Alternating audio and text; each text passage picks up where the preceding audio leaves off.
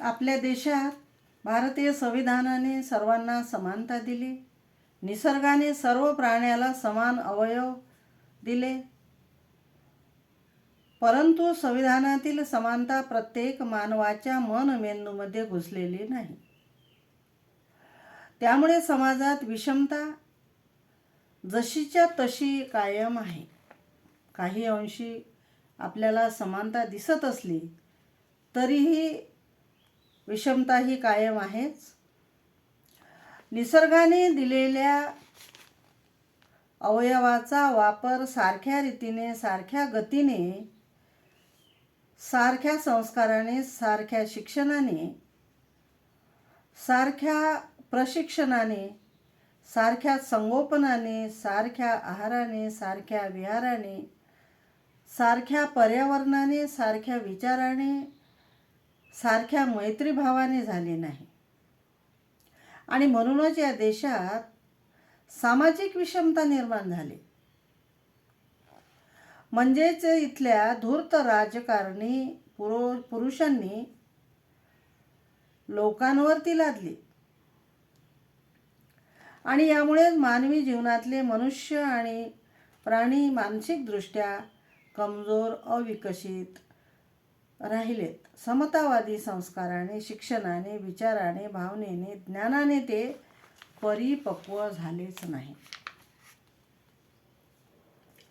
त्यांच्या मनावर या देशातल्या धर्मांध शक्तीने मानसिक गुलामी लादली. हजारो वर्षापासून पिढ्यानपिढ्या या देशातला मूळ निवासी आदिवासी बहुजन समाज धर्माच्या देवाच्या नावाखाली सर्व दृष्टीने पिचल्या जात आहे. आणि हे देवाधर्माच्या नावावर पिचणे अजूनही त्यांच्या दृष्टीत आलेले दिसत नाही. आज सुद्धा बहुतांश बहुजन समाज अंधश्रद्धेमुळे अज्ञानात गुरफटून पडलेला आहे. तो त्यातून बाहेर पडायलाच तयार नाही. ही अतिशय खेदाची बाब आहे.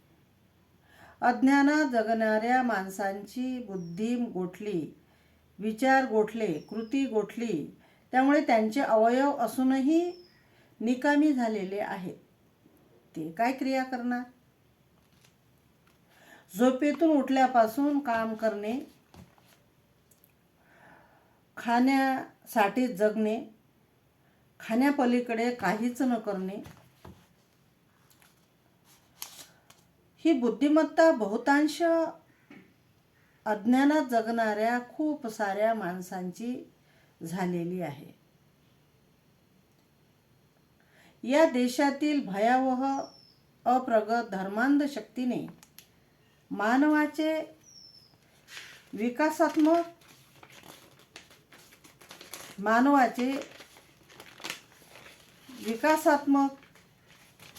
जे काही जगणे आहे, त्याचे विचार, त्याचे आचार, भावना, कृती, तसा उपदेश, तसे शिक्षण, प्रशिक्षण नेस्तनाबूत केले आहे.